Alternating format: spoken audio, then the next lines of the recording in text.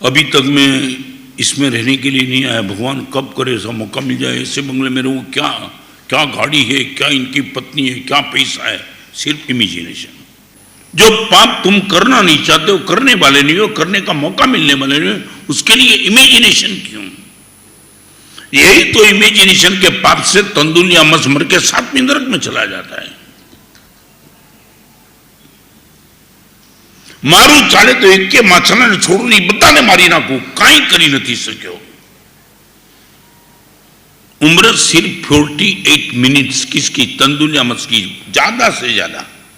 વધારે में વધારે जीवे तो खाली अंतर मुहूर्त અને મરીને 7મી નરકમાં કરેલું પાપ એકે નહીં, બધું પાપ કલ્પના। और यदि वो तुम इमेजिनेशन का पाप बंद करना चाहते हो, वो स्थान से तुम्हें दूर हो जाना पड़ेगा।